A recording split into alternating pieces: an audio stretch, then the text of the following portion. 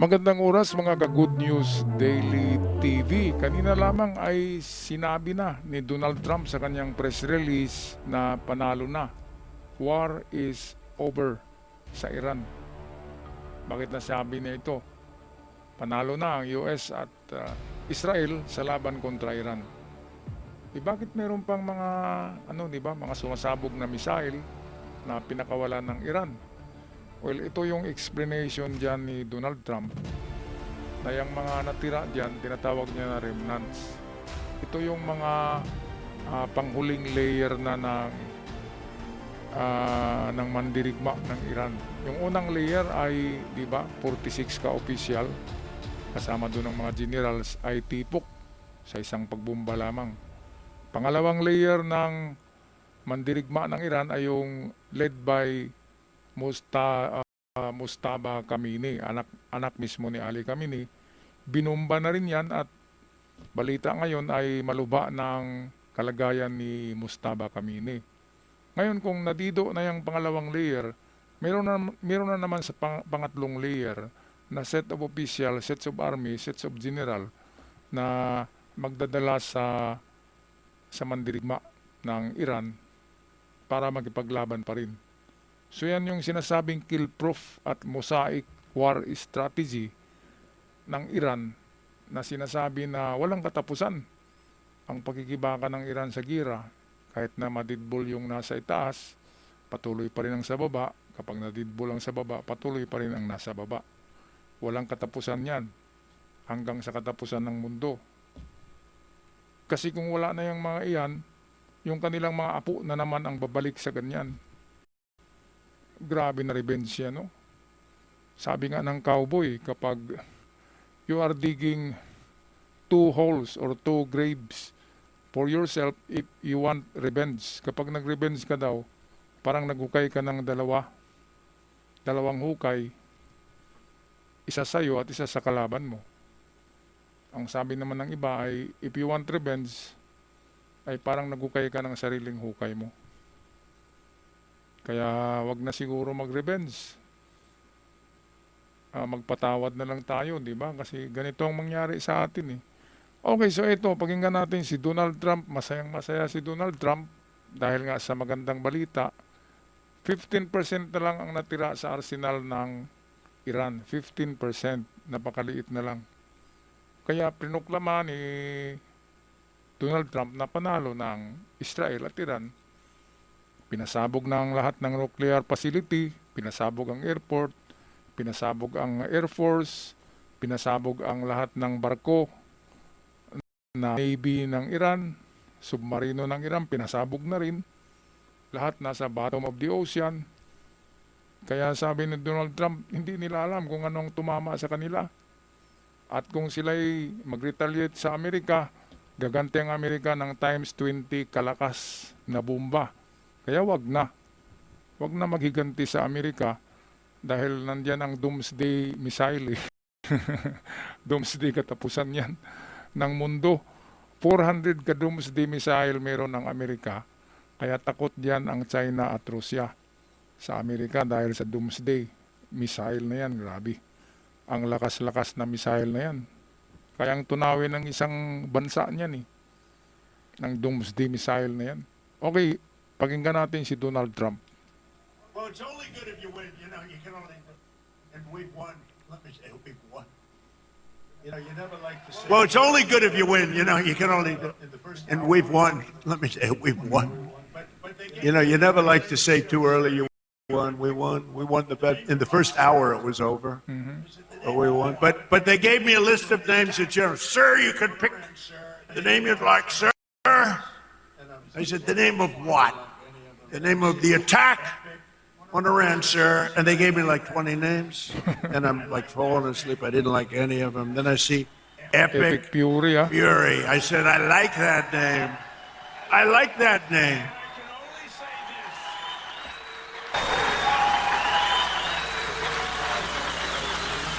And I can only say this.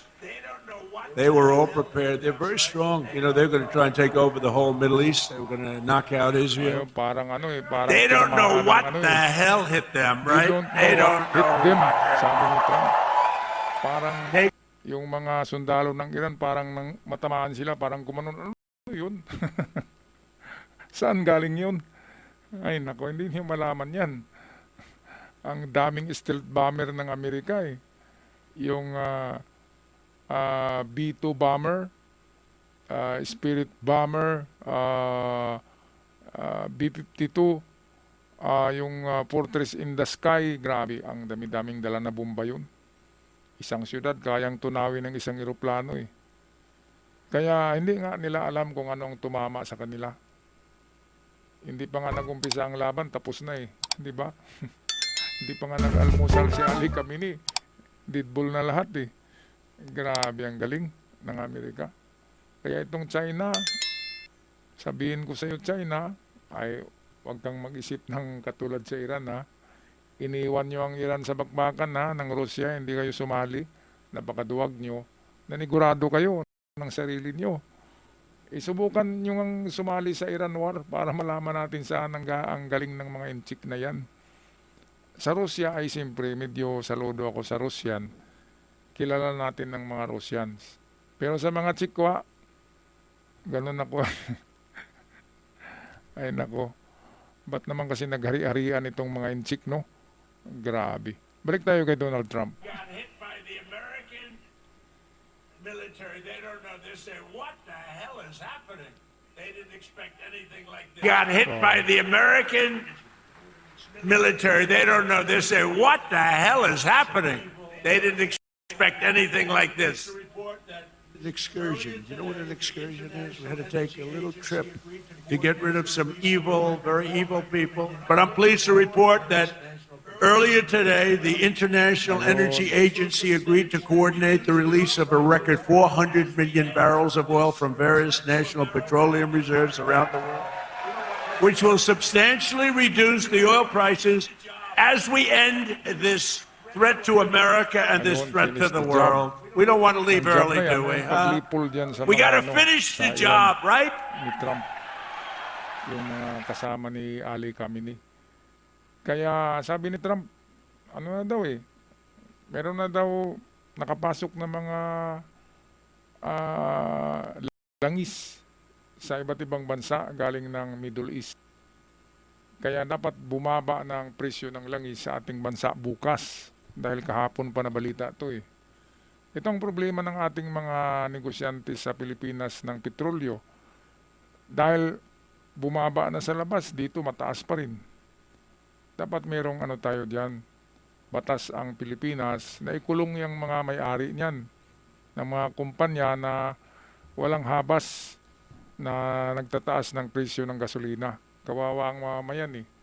Kung ako ang presidente, magpadala ako ng mga mag-iispiya sa mga sa mga gasolinahan. Kung sumunod ba sila sa rollback price of petroleum.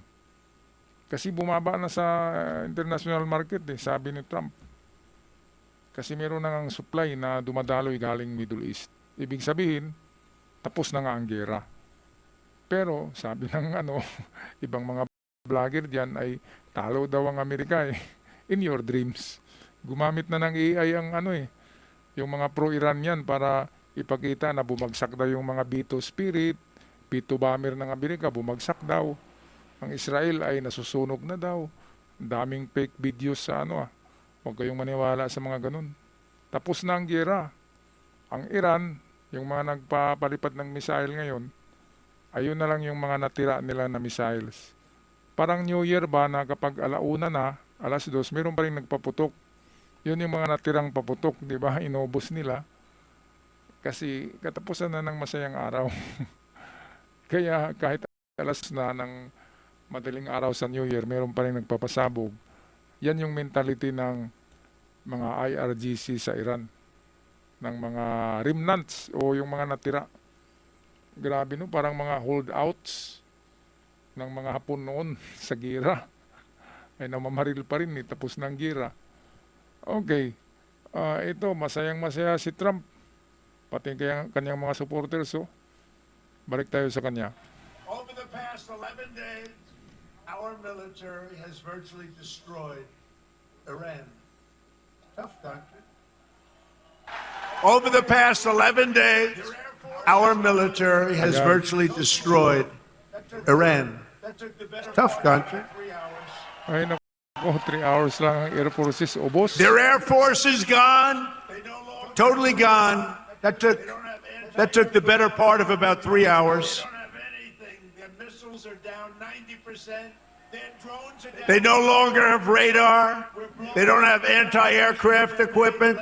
They don't have anything. Wala na. Their missiles are down 90%. Tapos na. 15% Their drones na are lang sa down drone na tira 85%. Wala na We're talaga. blowing up the factories Radar, where wala. they're made Wala na. left and Pilay, right. bulag. Talagang bugbog sarado ang Iran. Yung mga lumalabas kasi sa mga Iran media na mga vlogs na mga ganyan na talo na daw ang US, mga AI lang yan, AI videos, at sa panaginip lang nila nangyari yan. Sinasabi ni Trump ang totoo. Presidente yan eh.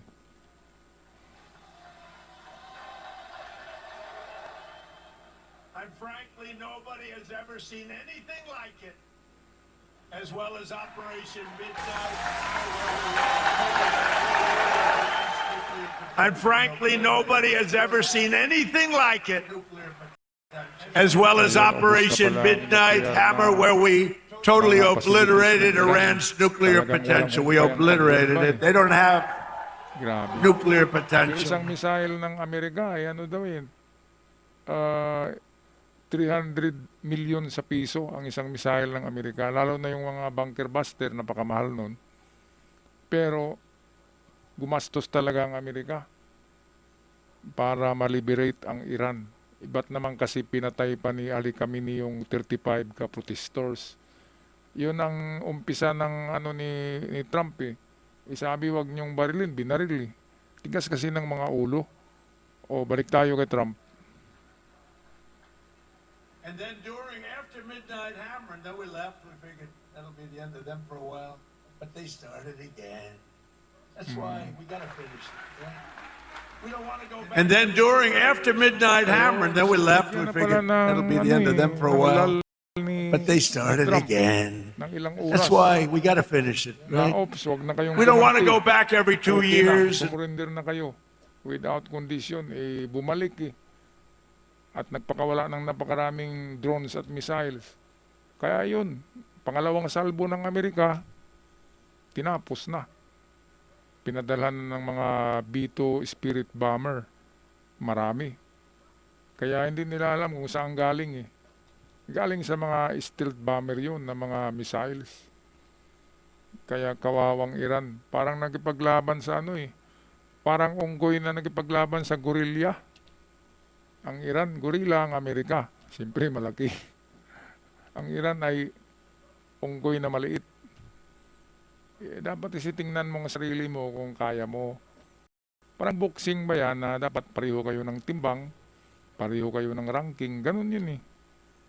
I-boxer ka amateur, magipaglaban ka sa professional, bugbog sarado ka. Ganito ang nangyari sa Iran. Because, you know, there'll be some day when you don't have me as president. And my administration, as you know better than anybody, is also working to keep the oil flowing. And so That's flowing because, all you know, over. We there'll knocked be out some day when you don't have me as president. And my administration, as you know better than anybody, is also working to keep the oil flowing. It's flowing all over. We knocked out, you know, they wanted to drop some mines, very friendly people, mines, so boats blow up. And we knocked out as of, you know, every hour I have to change because they knock them out so fast. I've never seen anything. Think of it. They knocked out 54 ships Iranian in 2 Navy. days, and they're real ships. Kasi And naglagay actually, ng one mga of my mines, generals yung said, mga "Sir, bomba it's a sa lot more dagat, fun naglagay doing it this." para wala na daw makapasok na mga barko sa Hormuz Strait. Yun yung daanan ng ano eh, ng mga barko kapag kukuha ng langis sa Middle East. Nilagyan ng mga landmine kung sa lupa pa yan, sea mine ang tawag. Pero pinasabog kagad ng US Navy yung mga barko na naglalagay ng mga bomba sa dagat. Parang ano nga lang daw eh, parang target practice eh. Ubos lahat, 54 kabarko na pandigma ng Iran nasa bottom of the ocean, sabi ni Trump. But we knocked out 58 naval ships. We 58. knocked out their Navy. 58 let's pala. put it that way. But they also knocked out the mine layers. They call mine layers. They put mines. But we knocked out 58 Isn't that nice? naval ships. We knocked out their Navy, Okay, Let's so put it ito that na. way. Ang, But they also knocked out dahil sa the surrender mine ng Iran, naglatag layers. ang They Iran call ng mine tatlong layers. They put kondisyones mines in the water. bago Lovely sila job. na-surrender. Isn't that nice? Ang Blow mga up ships. kondisyones na ito, Iran's parang president- gustuhan ni Trump ito eh. Kasi lahat ng kondisyon, pabor na pabor sa Iran. Kaya mukhang hindi makinig si Trump dito. Kung susurrender, sabi ni Trump. At bigyan kayo ng immunity, hindi kayo makulong. Pero wag na kayong magbigay ng kondisyones na para lang sa inyo. Di ba yun ang sabi ni Trump? Kaya ito, atin pakinggan kung ano tong mga kondisyones na to. Outlined 3 conditions to end the war. The first one is recognition of the legitimate right of the country, payment of reparation, and firm international guarantees against the future aggression. So, in fact, that has outlined 3 conditions to end the war. The first one is recognition of the legitimate right of the country, payment of reparation, and firm international guarantees against the future aggression. So, in fact, that's one of the statements that has been put out by the president of Iran on social media. Let me take you through it. In fact, this was after he held a talk with Russia and Pakistan. He said, talking to the leaders of Russia and Pakistan, I reaffirmed Iran's commitment to peace in the region. The only way to end the war, and here he has put out the condition, is recognizing Iran's legitimate rights, payment of reparation, and firm international guarantees against the future aggression. So that's yung mga na-damage na lahat ng mga building. Sino magbayad niyan? Gira yan eh. Babayaran ba ng Iran yung pinasabog nila na mga oil refineries ng neighboring countries sa Arab nation? Ay, mukhang ang layo-layo ng hiling na yan. Isa pa, pangatlong hiling nila na wala na daw aggression in the future. Hindi pwede yan. Kung gagawa na naman ang Iran ng nuclear facilities o nuclear missiles, ay bumbahin na naman yan ng Amerika. Hindi pwede yung mga kahilingan na yan. At yung una, ano ba yung unang kahilingan? Yung para yatang bigyan ng itong parang kalayaan ng Iran kung ano ang gagawin nila. Ay, hindi rin pwede yan. Yung ganun. Kaya itong tatlong kondisyonis ng Iran, mukhang hindi ito pagkinggan ng Amerika. Mabuti pa sumurinder na lamang sila ng kusa, unconditional, para bigyan sila ng immunity. Ang immunity ay parang hindi ka na makulong yan, hindi ka nakakasuhan, babalik ka sa pagiging sibilyan. Napakagandang offer ni Trump eh. Ang tigas kasi ng mga ulo. The cowboy will live another day, ay pwedeng pahinga ka muna, di ba? Para buhay ang cowboy. Hindi sila cowboy. Sila ay mandirigma na hindi nag-iisip. Kaya talunan. Hanggang sa susunod na generasyon, ganun pa rin na prinsipyo yan. Tinatawag na kill-proof mentality ng mga ayatollah ay walang mangyaring maganda sa ganyan. Okay, anong masasabi nyo dito mga kababayan? Sa pahayag ni Trump na wala na, talo na ang Iran, at pahayag naman ng Iran, sige, susurrender kami. Basta itong tatlong kahilingan namin na huwag kaming galawin, pabayaan nyo kami, at bayaran nyo ang na-damage sa Iran. Parang hiling ng mga baliw, no? Anong masasabi niyo dito mga kababayan? Pag-comment nga sa ating comment section. At sa mga bago pa lamang, huwag kalimutan mag-subscribe. Maraming salamat. Hanggang sa muli. Paalam at ingat.